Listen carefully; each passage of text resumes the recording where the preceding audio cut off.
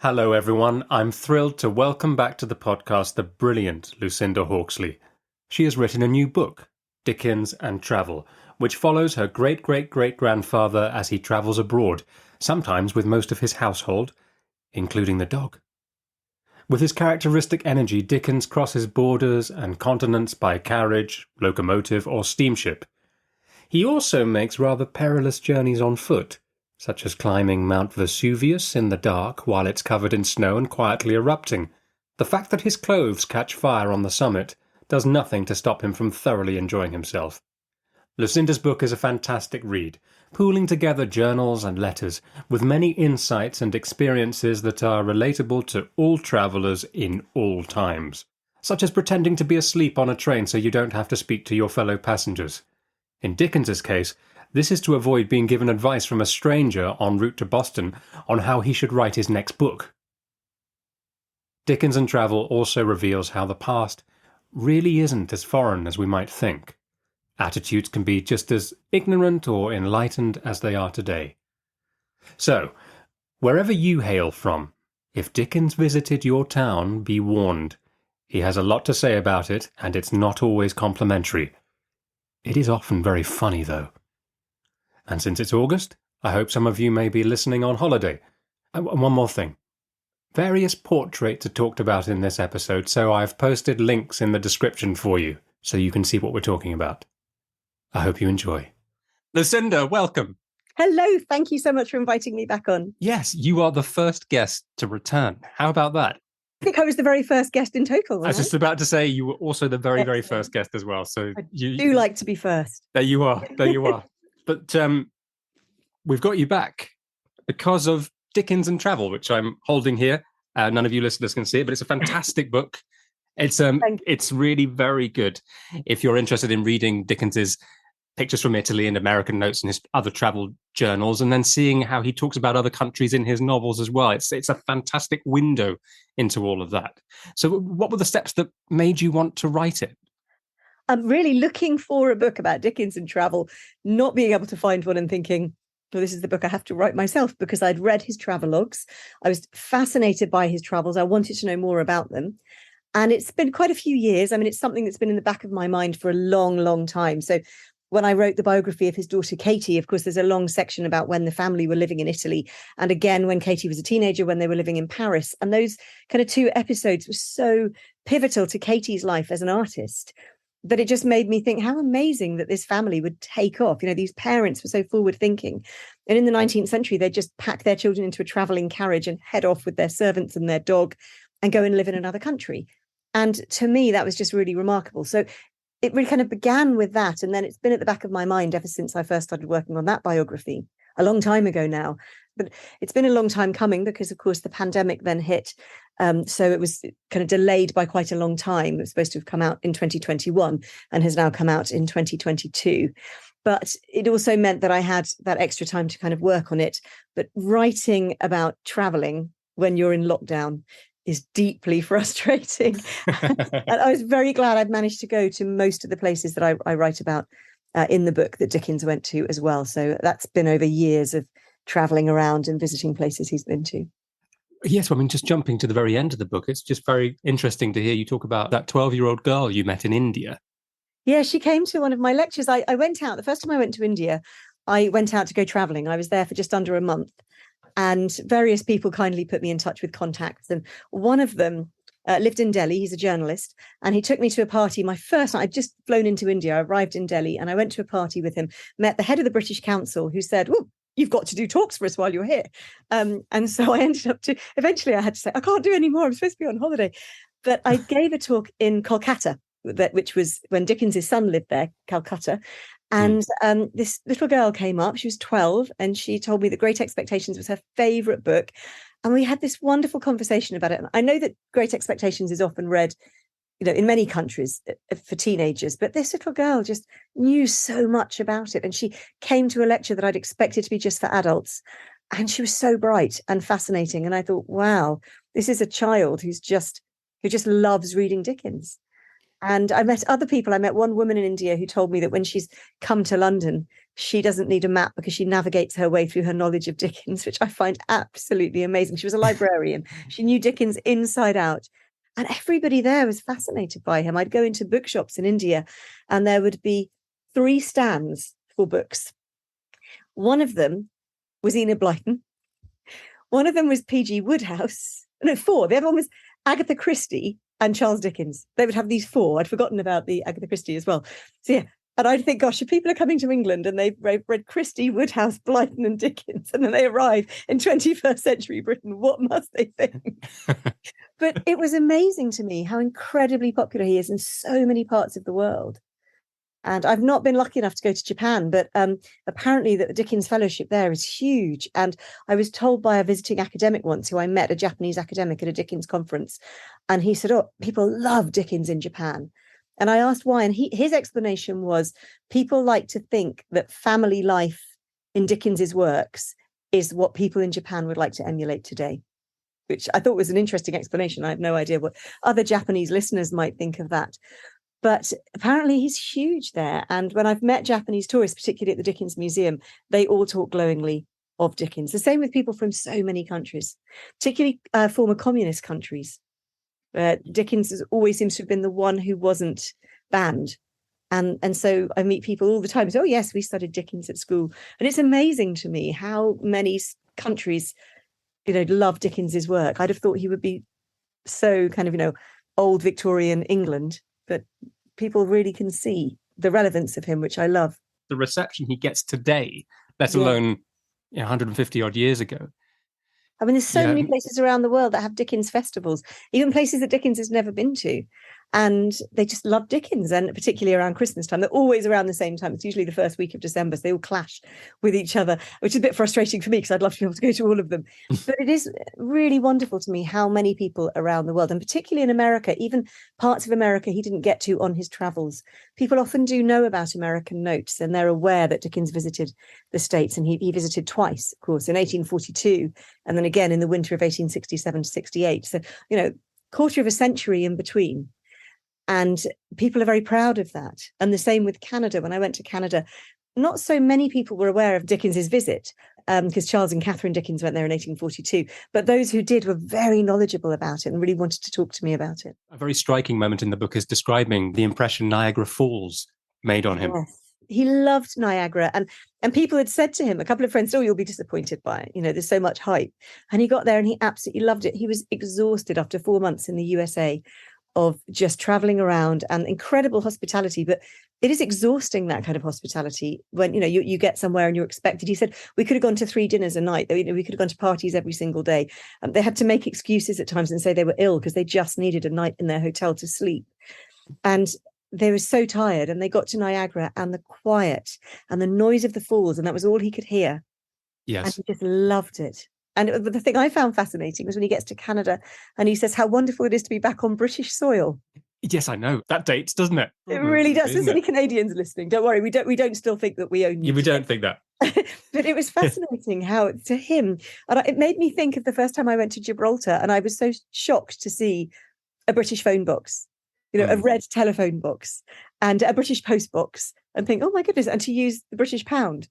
And I guess that was what it was like when he got to Canada from the States. It's like, oh, wow, I'm back in Britain, which is just really amusing. Yes, because there's nothing like Niagara Falls in Britain, is there? Not really, not even in Scotland. I mean, I think, but it's also just his fame, his celebrity. He's somewhere in America, I think, where the box office is smashed literally because there are people wanting to see him. So the actual glass is kicked in. And in Dublin as well. In Dublin, because there are no tickets left. Oh, it's Dublin. They just smash up the box office completely. I think it did happen in America as well. I think it was in New York where they broke into the box office. But Dickens just wrote back from Dublin and said, oh God, this is incredible. They're breaking up the box office because they can't get tickets. And there's a wonderful expression where he says his manager is the most hated man in America and all the papers are writing about him, and for the simple fact that he cannot fit 4,000 people into a venue only made to accommodate 2,000. And for that reason, George Dolby is despised around America. That's amazing, isn't it? I mean, that's the level of sort of Beatlemania, isn't it? The crush of people to try and catch him, see him. And it has been correlated to the Beatles going to America, Dickens's visit, even his first visit in 1842, people were following him down the streets, wanting to cut locks of his hair. And he said he got so many requests. I mean, people were going down with scissors because he had long hair, trying to cut his hair. He said every day he got requests for locks of his hair. And he said, I'd be bald in half a day if I agreed to all their requests. It's astonishing, isn't it? Because you'd feel like that sort of thing didn't happen before the 20th century with pop culture. Oh, yeah, but it really did. And I mean, Dickens, even in the UK, I mean, his son, Henry, who's my great-great-grandfather, Henry wrote in his memoirs, he said that walking down the street with his father he described it like a royal procession, because you had to go so slowly, because every single person, like, take off their hat to Dickens, so he'd take off his hat back. They'd want to shake his hand. They'd want to come and talk to him. They'd want to ask him about his latest book. And it just took forever to get down the street. It must be, I guess, people who've got children learning to walk, that really slow pace with a child who's toddling. I think that was what it must have been like walking with his father, because his father just had to stop every couple of paces and talk to somebody else. Quite incredible. It was the same in Paris. Dickens got credit in stores because people knew who he was. He got treated wonderfully well by shop owners, by customs officers, and famously when he went to Italy, they had lots of books that were banned in Italy, including the works of Voltaire. And Dickens, when the customs officers went through his books, when he moved the family to Italy for a year in the 1840s, and they allowed him to keep Voltaire instead of destroying the books because he was Charles Dickens. And that was, early on in his career. It was after A Christmas Carol, so when he'd really been catapulted into major fame. But it was before the kind of, the second trip to the States in the 1860s, when he was unbelievably famous. And yet the customs officers in Italy, they made these concessions for him because he was the great Charles Dickens. So amazing how much his fame spread from very early on. What I find extraordinary, though, is how he's able to be recognised wherever he goes. Because yes. You're not really dealing in the age of photographs yet, are you? And you're not, certainly way before social media. So how do people know what he looked like so much? Well, the very famous portrait of him by Daniel Maclise, which is in the National Portrait Gallery in London, and it's known as the Nickleby portrait because Daniel Maclise, his great friend, who was an Irish artist from Cork, he painted it while Dickens was working on Nicholas Nickleby. And then there were photographs fairly early in Dickens's career. By the 1840s, more and more people were having photographs, but they still weren't really prevalent. And so in 1839, when this picture was created, it was engraved. And that engraving was used in the frontispiece of Dickens's books, particularly in Nicholas Nickleby, which was the first one it was seen in, this portrait by Daniel Maclise of the young Charles Dickens. And this was an image that people would get to know. And then throughout the 1840s and into the 1850s, a lot of photographic studios would offer celebrities, members of the royal family, people like Charles Dickens, like later on Oscar Wilde, those kind of people. They would say, you can have a free sitting. And for that, they would give you, probably as many copies as you wanted. So you could use them on your business cards. So people would have business cards with a photograph on. They were called carte de visite, and little like business card size that we'd have today. But they would have a photograph on, which was this whole new kind of technology. And so then the photographic studios would sell a postcard of these photographs. They'd just reproduce their favorite photographs of the celebrity, and they'd sell them, a bit like somebody might buy a poster of their favorite band today. I don't know about you, but when I was a teenager, my walls were covered in posters of my favorite kind of actors and singers. And that was what people did with celebrities. So Dickens's image did start to get known. And of course, like everybody famous, he'd often be in cartoons in newspapers. And his image was really, really well known. It was astonishing. Yeah. I now want to know what posters you had on your wall. Was it Duran Duran, The Clash? Who did you have? Who did I have? Well, I was a bit kind of retro. I was really into James Dean and Marilyn Monroe. Oh, well, that's great. That's very classy. But who else? I had probably some very embarrassing bands. Adam Ant, when I was a teenager. I just loved him. And everybody else thought he was old hat, and I just adored him. No, not at all. I think Dickens would have gone Adam Ant, wouldn't he, if he'd been around then? He would have loved the image, the look. I just remember on my teenage bedroom wall, I had all the lyrics to Stairway to Heaven that ran from the ceiling all the way down to the ground. Oh, wow. There you go. That thing you're saying about Dickens's image and it being so famous, I mean, I can understand in later life when he has that beard that's very distinctive, isn't it? But looking at the front cover of your Dickens and Travel book, and this is a very young Dickens. Is this 1842? Or I'm so glad you said that. I really fought to have that on the cover of the book because the publishers just expected to have a picture of the old bearded Dickens, as you said. And that, to me, and I know that people can't see it on this podcast, but please do look it up. It's by an American artist called Francis Alexander.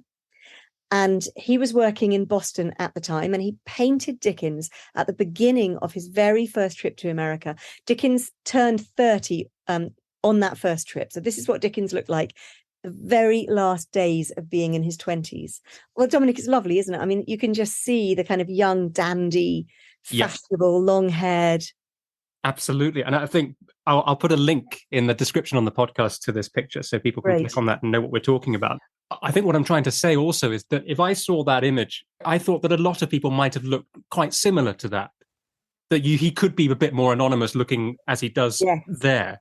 Obviously, later on, he's much more distinctive. So again, it's that thing of, I know that news went ahead of him wherever he went. I'm pretty sure that helped. So people were obviously heightened to the idea that Dickens is arriving, so they'll see him. But is there something else, a sort of magnetism, a kind of rock star kind of quality that was what was described. It's interesting. I mean, I'm sure there were lots of people turning up because they'd heard that Boz, or Dickens, Boz was his pen name. That's how many people knew him at the beginning, was going to be there. And they were possibly looking at some other, man who also modelled himself as Dickens did on Lord Byron, which was very fashionable at the time. Perhaps they were looking at, oh, look, that must be Boz. But one thing that's a wonderful description, his first visit to America, there was a young man called James Fields. And he was there with a group of friends, and they were all desperate to see Dickens. And James Fields later became a publisher, and he became Dickens's official American publisher, because Dickens's works were pirated by many US publishers. But James T. Fields wrote to him and said, I know that we can't stop the piracy, but if you would allow me to, I would like to become your official publisher. But this is because when he first saw Dickens, he said he got out of the carriage and he bounded up the steps of his hotel, and he writes about him kind of fizzing with energy. And that really was what characterized Dickens. And I remember being overseas and seeing a statue, and it wasn't to anybody particular. It was just a statue of a man. It was a man walking with such energy. And I thought, that's what they should do with the statue of Dickens, because all the statues are kind of him sitting and looking contemplative and looking like a writer, but actually striding is what really characterized Dickens. And the fizzing with energy, that's a description that quite a few people seem to have given him, that he just had this extraordinary energetic charisma. And he was a very charismatic man, looking at contemporary descriptions of him. And his moods were very, very apparent. There's an interesting letter earlier, because he of course traveled around the UK a great deal as well. And every year he and Catherine, his wife, would take their children to Broadstairs in Kent to go to the beach. Until it got too busy, and he got really cross about that, and he couldn't understand why Broadstairs was so busy when it had been such a quiet town. Of course, what Dickens hadn't appreciated was everybody started going there because the famous Charles Dickens used to holiday there. So after that, he would go to Boulogne, and they went to France every year. When I say for a holiday, they'd go for 2 or 3 months. It was the whole summer. Dickens would write, and the children and their mother and her sister and their governess, whoever, would be out on the beach, whatever. But in Broadstairs, when quite early in his career, there was a young woman who was a friend of the family, and you can tell from her letters that she had a terrible crush on him as well. So poor Catherine must have got really fed up with this. And one day she and her friend were walking, and they spotted Dickens walking towards them. And I got the impression from her letters that she'd actually been trying to bump into him. And she and her friend saw him walking towards them, and he had such a furious look on his face that she said they hid down a side street until he'd gone past, because he was obviously really cross about something. And she said he looked frightening. And I thought that was really fascinating. I think Dickens's emotions were very apparent. And I think that's where this charisma comes from, this fact that he did most of the time have this incredible aura of energy and the excitement on that first trip to the States, which is captured so beautifully by Francis Alexander in that portrait. And I just wanted people to see, when they look at the book, oh gosh, he's not just an old beardy Victorian who looks like Darwin or Trollope or Huxley or any of these other bearded Victorian men. And when you take a picture of Dickens into school, if you take a younger portrait of him, that one, for example, or the beautiful image of him by Samuel Lawrence a couple of years earlier, which is at the Dickens Museum in London, and it's a gorgeous image of Dickens in his mid-20s, school children react so much better because they're so sick of bearded Victorians. They all just look the same. It's just like an old white man with a beard. At least in this one, he looks a bit more approachable. In fact, I've had students tell me, oh, he looks like Harry Styles, which always makes me laugh. I don't know whether Harry Styles would agree with that, but I think people feel they can relate because he just looks more approachable. Perhaps he looks more modern. Well, he is around the same age as Harry Styles in this portrait, I think. Well, maybe there's a correlation there. And also, for a summer playlist, the new Harry Styles album is excellent. Harry's House, it's called. I might put that a link into the I think description I as think well. we should tweet about this and tweet Harry Styles and say, Okay. what does he think? Sure. So he obviously begins, like you said, by making a tour of Britain and Ireland. So what are the things that, having written this book, what are the things that you take away if you think to that period in his travel? Well, his early travels were all as a journalist, and didn't get to Ireland until later. Ireland was the place he wanted to go to, and it took him until the late 1860s to actually get there. And then he went rapidly 3 times in succession. And it was somewhere that had always fired his imagination, and he loved it once he got there. He travelled a great deal around England and Scotland. Catherine was Scottish, and he barely ever travelled to Wales, sadly. He'd go to Wales to get the ferry to Ireland later on, and he did famously travel to Wales, to Anglesey once after a very big shipwreck, and he went to write a rather heartbreaking article about the amazing vicar and his brother, who was also a vicar, who were not really rescuing, they were helping to pull drowned bodies from the water, but then kind of saying prayers over them and burying them, and writing to their families and telling them that at least they had had a decent burial. But they were trying to rescue people, but sadly there weren't any survivors. And this was a terrible, terrible shipwreck that Dickens wanted to go and write from a very human angle. It had been covered over so many articles in newspapers, but they kept focusing on the fact that this was a ship that had come from Australia and had on board lots of people who'd been in the gold rush, and therefore there was lots of treasure at the bottom of the sea. And what Dickens wanted to say was, this amazing community in Wales is actually helping the dead and writing to their families. It's really, really moving. He would do that a lot. So he'd look at something from a slightly different angle. He'd subvert the gaze, as it were, of the journalistic way of thinking. And a lot of his travels around the UK were because of journalism. So many people don't realise that he remained a journalist right up to the end of his life. He didn't just give up when he started writing novels. So he would travel around and look for stories, but also he travelled around in later years for his reading tours. And he would love going back to places that he particularly liked. Yes, and he tried to perfect the Irish accent, didn't he? Yes. I think. He swore that he was so good at it that nobody could tell him apart. I wonder what an Irishman would actually have thought of Dickens. I'm not sure.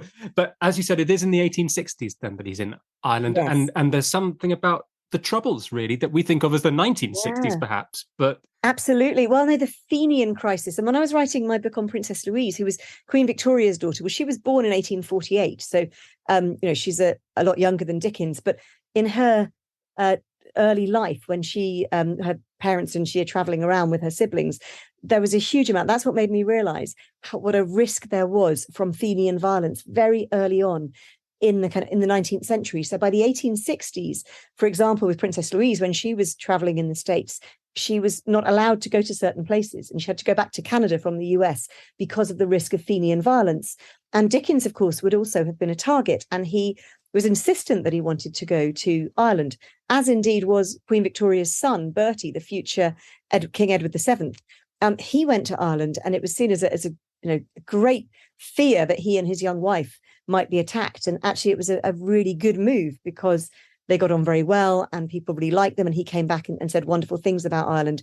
And so Dickens wanted to do the same, that I think. And actually, in the 1860s, one of Queen Victoria's children, her son, was actually shot in Sydney, Australia, by a Fenian, who was then hanged. And there's a big question over whether he was actually guilty or not. Was it him? Was it somebody else? But he survived, astonishingly. The bullet went straight through him. But this was all happening around the time that Charles Dickens was going to Ireland. And he particularly wanted to go and walk around at night, which is what Dickens always did. He was very insomniac. Wherever he was, he would often go off walking at night. And he wasn't allowed to without a police escort, and that really annoyed him, that they would not let him go and walk. He had to go in a carriage with a police escort and go around the streets at night, which he found really frustrating in Dublin.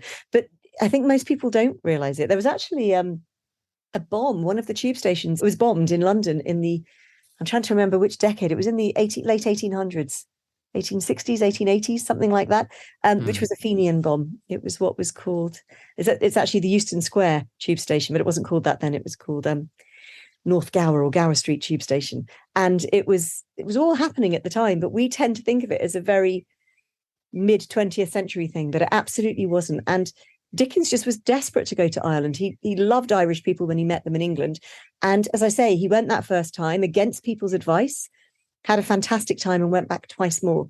and just really loved it. And it would just sell out, and he would get so many offers of hospitality. But at that stage of his life, he was on such a tight time schedule.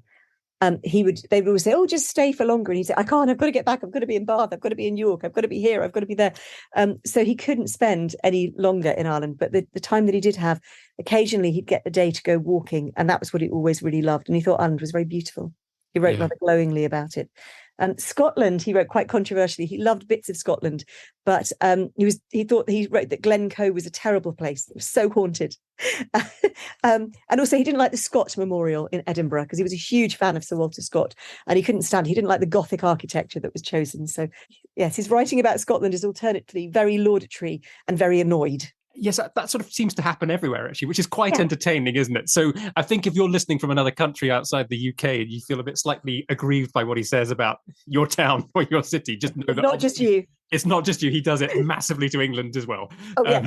Totally. I mean, he's more critical of England than anywhere else. But then, when we go away somewhere, when we travel, there's things we love and there's things we hate. I mean, I can't imagine anyone would go to anywhere and love every single thing about it and not find any negative points. It's just that Dickens was putting them down in his articles, in his travel books, and writing them in letters. And of course, Dickens, when he had an opinion, he really had an opinion. Yeah, and everything he wrote went viral, didn't it? So it's going to... Exactly, yeah. I mean, imagine in the age of social media, he'd have probably been in big, big trouble about the things he wrote. I was in Chicago in 2010, and bearing in mind, Dickens wrote American Notes in 1842 and Martin Chuzzlewit in 1843. And he was rather rude about the Mississippi. He thought it was a stinking and a kind of infected river, all these mosquitoes and giving people horrible diseases. And he wrote very rudely about it in American Notes. And then he parodied a place called Cairo, Illinois, which is pronounced, well, it's spelt like Cairo in Egypt, but I was told it's pronounced Cairo, Illinois. And he parodied it in Martin Chuzzlewit as Eden, which was ironically named. And people from Cairo, Illinois in 2010 came to my talk in Chicago, and they had still not forgiven Dickens. And I had to give them an apology on behalf of Dickens, which I hope he didn't mind. No thunderbolts came down. But it was hilarious that I thought, wow, people are still holding that grudge. Was the Mississippi the river where people were scooping it up and drinking it as well? Yeah. I mean, how many people do that today?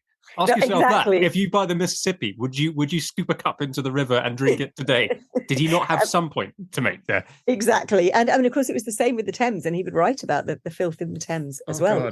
Yeah. Well, notably in Our Mutual Friend. I mean, people didn't have any other choice. This is before, in London, for example, the great Joseph Bazalgette, who created the super sewers and, cleaned up the city of London. It's just, people's hygiene, they didn't have the luxury of hygiene that many of us in the world have today. Absolutely. And America is an amazing part, isn't it, of his travels? I mean, just to get the voyage over there on the ship, which is hilarious.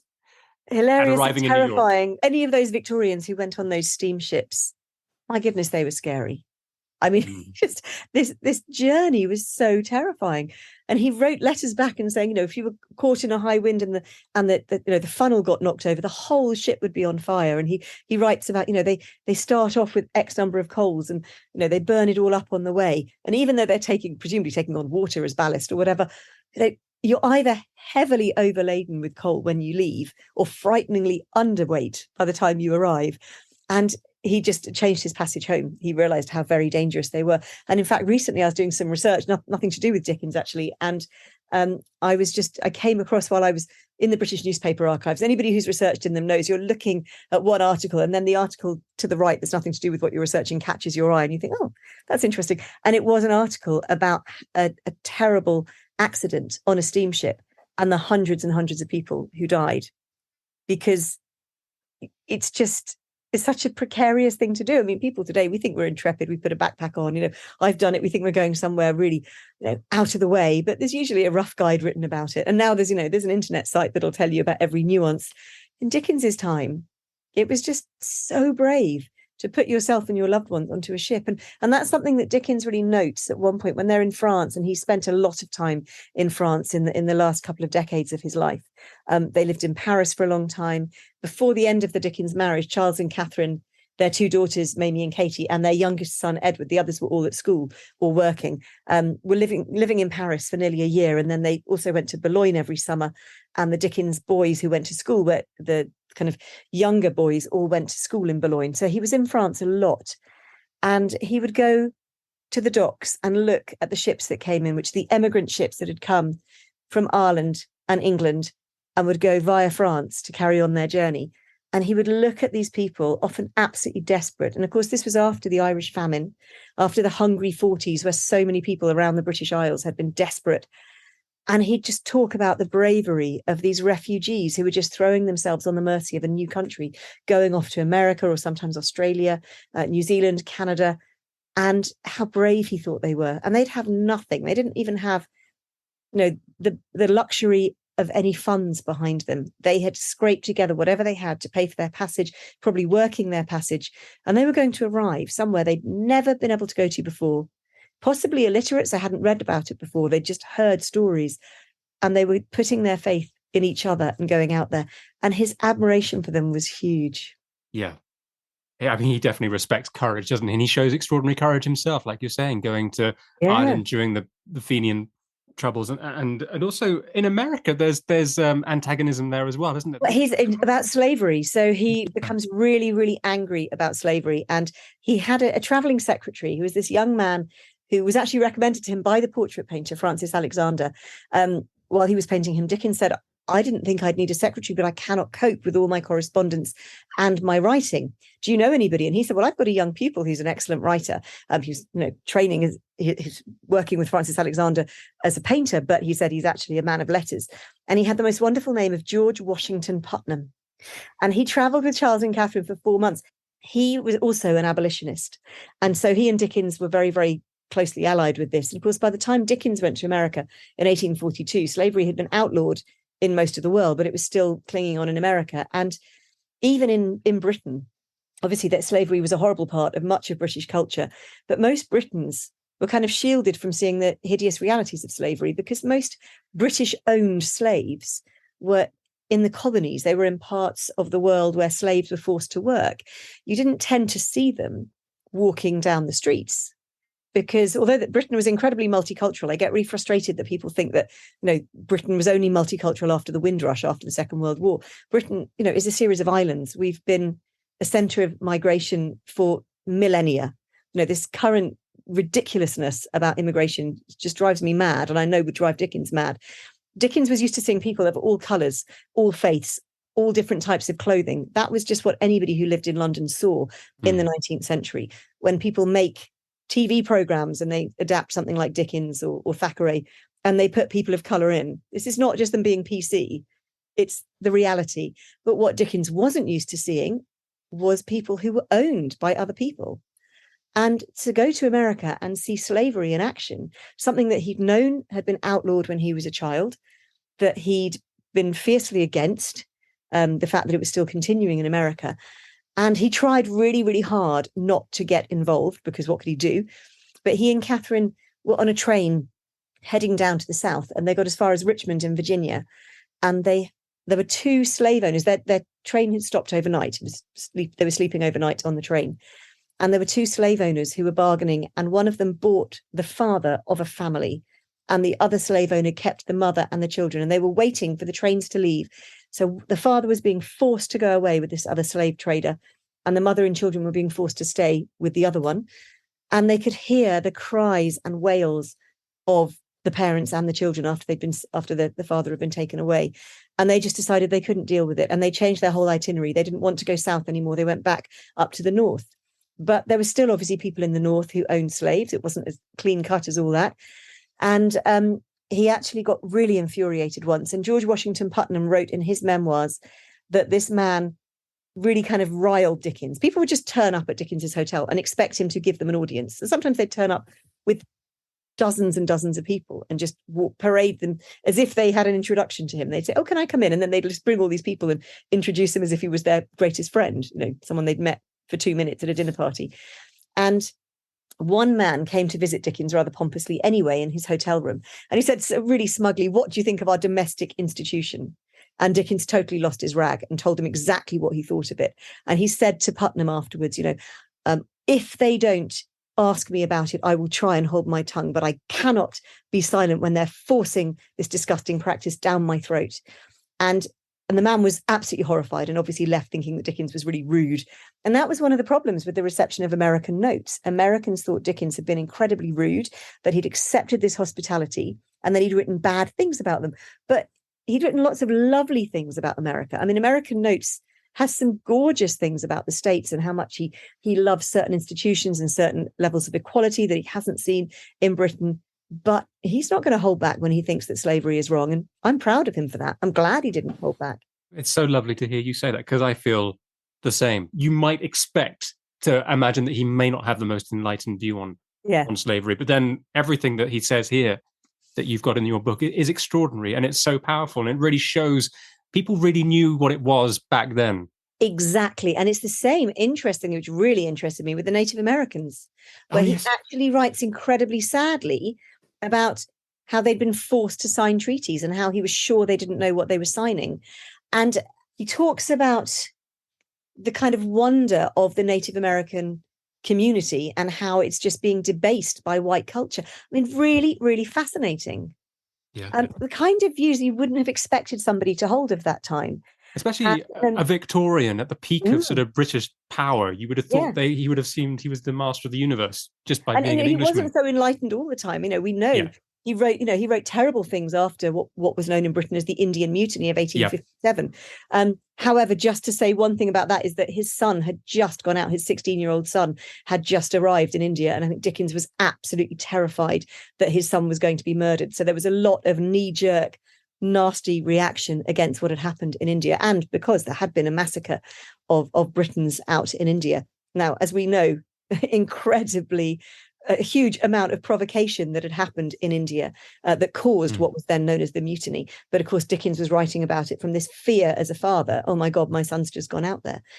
Had he not had a son who'd just gone out there, had he actually known the facts of how people were being treated in India, had he gone out traveling there, which I wish he had done, I think he'd have probably written very differently from a more enlightened standpoint. And that's the whole point, isn't it, about travel? It does broaden the mind. Dickens went to the States. He saw these things in action. He wrote about it. I wish he'd gone to India. He had 2 sons living there. I would love to have seen what he wrote if he'd been to India, and how his opinions from that very British colonial viewpoint that he was given by newspapers, letters home, of people who were kind of part of the Raj in India. I wish he'd gone out there and done what he always did, which was to investigate. Whenever he went to a country, he went to prisons, he went around factories, he would go to workhouses if such things existed, he would go to hospitals, and he would write about what was really happening with the people out there, the real people, not just those in power. And I wish he'd done that in Asia. I would love to have seen Dickens's letters and travelogue from Asia. Yeah, it is a real shame, isn't it? Because I'm sure he would have done it. I'm sure he would have gone. But he had a love-hate feeling towards America, and probably most places as well. But I think you're right that he was, in his mind, the America in his imagination couldn't live up to the real America, which involves real people being human beings. He made a famous comment about, this is not the Republic of my imagination. Right. And I what I loved on social media during the Trump administration, the number of people who referenced that quotation from Dickens was absolutely fascinating. And the number of people who get in touch with me and say, oh my goodness, I can't believe how relevant his comments about America and Washington are to the present day, which is really fascinating. His observations about American politics, it's really extraordinary. The thing that's so fascinating to me about his 2 travelogues is America, in terms of landscape and everything, is utterly different from when Dickens visited in 1842, which is when American Notes dates from, and also pretty different, obviously, from 1867. Although he didn't write a book, he wrote lots of letters from that second trip. But Italy is such an old country, and so many of the tourist attractions that we might go to today, the Colosseum, Pompeii, Herculaneum, the Leaning Tower of Pisa, all those things were there when Dickens was there. So when he writes about Italy in his second travelogue, Pictures from Italy, so much of it can be witnessed as Dickens witnessed it. And it's really intriguing. So I'd say if you're going to read his travelogues, read American Notes as a wonderful historic document of what America was like very early on in European settlement in America. And then read Pictures from Italy as a travel guide and just see what Dickens recommended. His stories about being in Verona, and he's so, so romantic about, Shakespeare, and he gets to Verona and he's trying to find the houses of the Montagues and the Capulets, and he talks about how when he gets to Juliet's house, it's filthy and run down, and there's a terrifying dog that would have had Romeo's leg off before he could have got anywhere near the balcony. And it just really made me laugh that he'd gone there with all these high-flying ideas. He was a huge fan of Shakespeare. He loved Shakespeare. And he's like, oh my God, this is not what Romeo would have seen. And it's really, really funny. Dickens, as we know, can be incredibly witty when he's writing. And, his observations about his poking fun at himself. I go there as a Shakespeare scholar and lover of Romeo and Juliet. And I get there and think, oh, hang on a minute. This isn't quite what I expected in my little English Shakespearean vision. We haven't actually mentioned Switzerland. I'm aware we're going to run out of time soon, but he went to Switzerland because he decided that he desperately needed mountains. And it always makes me laugh. He spent 5 months, transplanted his family there, and spent ages finding a house and loved it. It was right by Lake Geneva, in Lausanne. And, it was all this gorgeous place, and he had to be there with peace and quiet. That was his whole reason. London was too busy after a year in Italy. And then he gets to Switzerland and he's kind of trying to write. And then he goes, oh, it's too quiet. I can't write here. And he goes off to Geneva to give himself a bit of, it's still too quiet. And so then after 5 months, moves the whole family to Paris because basically he needs a city. He says, you mentioned earlier him having a love-hate relationship with America, exactly the same with London. He loved it. He loathed it. We think of him as a London author, but there were things he hated about it. But he actually said when he was in Switzerland, I cannot write without the magic lantern that is London. And the magic lantern was a kind of early projector, like a film projector. It was like a children's toy, really. Well, adults loved them too. You'd put a painted glass plate into it and it would project an image onto a wall. So a bit like a kind of cine film, an early projector. And that was what he thought London was, a magic lantern that without it, he couldn't be inspired. So having thought he needed Switzerland and the mountains and how gorgeous it was going to be. And I think a lot of us creative people, we think, I'm going to go away and I'm going to write a book. I'm going to have a month of just sitting, doing yoga in the morning and writing in the afternoon. And then you just think, I'm really rubbish without a full diary. That was me in lockdown, without a full diary and having to shoehorn my writing work amongst everything else. God, it was really hard to make time to write. When I know I've only got 4 hours in a day, I have to do it then. And I've got hours that stretch ahead of me. And I think that's what Dickens was like in Switzerland. It was his lockdown moment. There's a fantastic line that Dickens says in Italian Notes about, if I try to think, there'll be a creaking noise because I've got rusty. Yes. And I wonder about the chimes actually, because that's a heavier book, isn't it? It's a harder book to read in A Christmas Carol. And I wonder whether because he was writing it out there, he found it hard to sort of get going. And it sort of he did, and he was very depressed when he first went out to Italy as well. And I thought you were very brave, Dominic, when you did the chimes. You did a wonderful performance of the chimes for the Dickens Museum, and that was during lockdown, wasn't it? It was all online. You weren't able to do it at all in person, and you did such a good reading copy of the chimes, which it must be noted is exactly what Dickens did. He didn't ever, apart from the very first reading, he would never perform the chimes, the whole thing. He would read a reading copy because the chimes is more dense. It's not my favorite of his Christmas books, and I think you're right. It was the ponderousness. He'd gone to Italy to recover. He was surrounded by amazing things all the time, but his writing, he didn't do much writing other than writing the wonderful letters that would become the travelogue pictures from Italy. So I think he had gone a bit rusty, perhaps when he was working on the chimes, because he'd got out of his routine of writing a novel, getting up in the morning and writing his novel and then having some time off in the afternoon and then perhaps working on it again in the evening, because he was enjoying Italy, recovering from his depression and just being surrounded by incredible things. Perhaps he couldn't focus on a novel. He could only focus on travel writing. Yes, I like that about his travel writing generally, is the sense that he's actually knocked off his perch a bit, isn't he? Yeah. Because he's not in control of everything around him. And that's really fun to see him under that condition. One thing, though, that just really struck me very powerfully was reading about when he was in Rome and how haunted he was by the Colosseum, because that is not an experience most of us feel if we walk by the Colosseum today, is it? You don't look at it and think of blood running everywhere and gladiators hacking people to bits and being fed to lions. It's weird. And you're probably not going to believe, people don't believe me when I say this, but I hadn't read Pictures from Italy the first time I went to Rome, and I didn't know about Dickens's reaction. And I went around the Colosseum. It was the first time I'd ever been to Rome. I was with a friend and I hated it. And I said to her, oh my God, that it's such a place of suffering. And I actually cried. I found it horrible. I thought, so many people have died here. And I just got really, really upset. And yes, it's beautiful. It's an amazing tourist attraction. But I've been back to Rome since. And whenever I've been, I've refused to go in. And I've said to people, I'll wait for you outside. And when I read pictures from Italy, I actually got goosebumps because I'd had exactly that reaction. I think people think, oh, she made that up because she must have known about Dickens. And I genuinely didn't.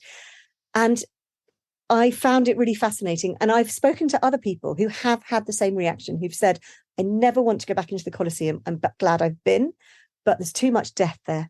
And it's so heartbreaking to be there. So it's not just me who's had that. And I wonder if people listening to this might have had that same experience. But the thing that's so fascinating is for Dickens, it drew him back. So he was terrified of it. He found it haunting. But every single day they were in Rome, he would have to walk past it every day, not because he had to, because he was staying right by it. He would change his route in order to walk past it every day because it drew him. And he didn't like Rome the first time he went, and then it grew upon him. He always associated it, though, with death, not just because of the Colosseum, but because very heartbreakingly as well, he witnessed a public execution in the street. Now, he knew it was going to happen. So it's a strange thing that he went to watch it. And it was a public beheading of a murderer, a man who had murdered a woman. And the woman was a countess as well, which is, in this very, hierarchical society as it definitely was in the 19th century. But Dickens was against capital punishment. Although he didn't ever fight for the total end of the death penalty, he fought successfully in his life in the UK for an end to public executions. And we know as very early on as Oliver Twist, when he's writing Fagin's Last Night on Earth, he writes about Fagin being in the cell, and it's claustrophobic to read because the hours are counting down, the minutes are counting down, and there's a mob outside baying for the death of this, who we now realize is just this old man in the cell. And Dickens suddenly has this huge amount of sympathy for Fagin, which he has far more sympathy for Fagin than for Bill Sikes, who, gets hanged by his own actions. But with Fagin, it's suddenly he turns from being this villain that we've been told to dislike to this old man we feel sympathy for, because as Dickens kind of, makes us see, what makes him any worse than the mob outside the prison baying for his blood? And Dickens went to a public execution in England to observe the crowds. Perhaps that's what he was also doing in Rome, to observe the crowds. And then he wrote a very angry letter to the Times about the public execution in the 1850s of a couple called Frederick and Maria Mannings, who were a married couple. And as a result of that letter and Dickens's campaigning and other people's campaigning, public executions were ended in Britain. There was still death penalty, but they had to be carried out within the prison walls without this disgusting public display of violence and calling for the deaths of these people who are about to be hanged. And Dickens felt really strongly about it. There was another time when they were traveling, when his courier, the faithful courier, Louis Roche, who was the French courier, and a courier was a kind of like a personal bespoke tour guide who would take you all around. And there was an execution which Louis went to and Dickens refused to go to when they were in Italy. And he said that when he came back, Louis was so sick he couldn't eat anything.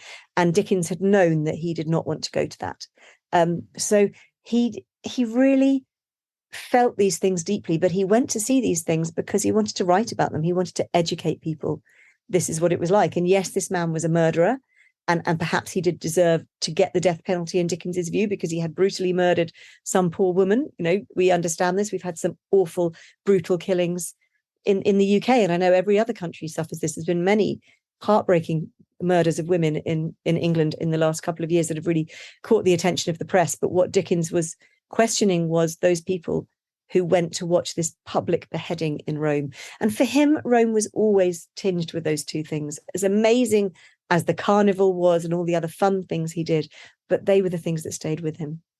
And all of these things, all his travels, Italy, Switzerland, Paris, Boulogne, America, Canada, they all come back at somewhere, either in his journalistic articles or in his novels. So with the Little Dorrit, so many years later, after living in Italy, he was writing about the Dorrit family's journey through Italy. In No Thoroughfare in the late 1860s that he and Wilkie Collins wrote together, one of their Christmas stories. Switzerland is a huge role in it. And Switzerland also comes into Little Dorrit. So, all of these travels that he did just came in and informed his later writing. Stella gets sent off to Paris in Great Expectations to be finished, just as Dickens took his two daughters to Paris. It's wonderful how much of his real life comes into his art. Yes, and what your book shows is that he took it seriously, this travel. Yeah. It wasn't just a jolly. He was there for a reason. And you get a very, very rich experience, I think, reading your book and looking into his different journals and letters. And I think for him, he wanted to do a grand tour. Dickens had grown up as a poor child in an era when men at the time, would go off and do a grand tour around, Italy and if possible Greece. Dickens never got to Greece.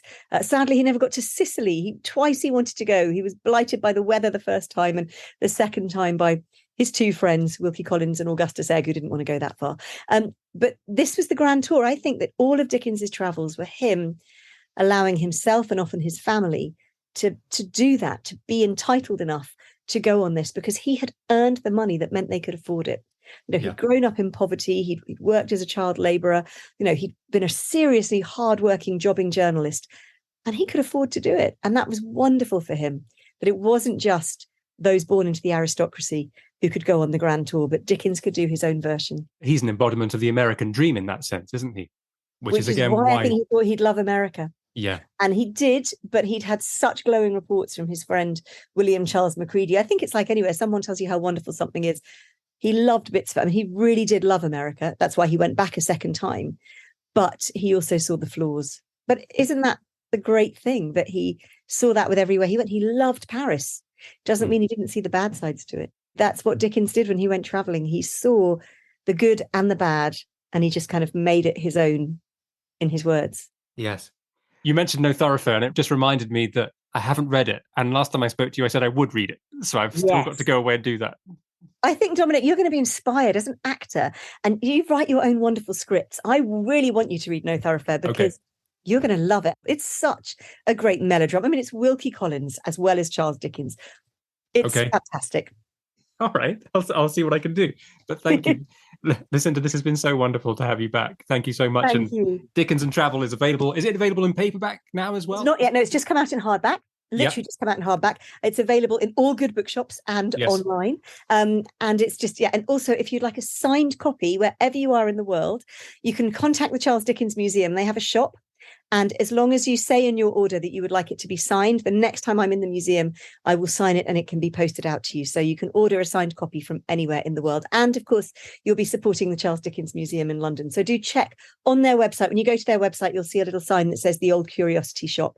Click on that and it takes you through to their gift shop. But it's also available. Please support your independent bookshops. Independent bookshops are so, so important. And one last plea.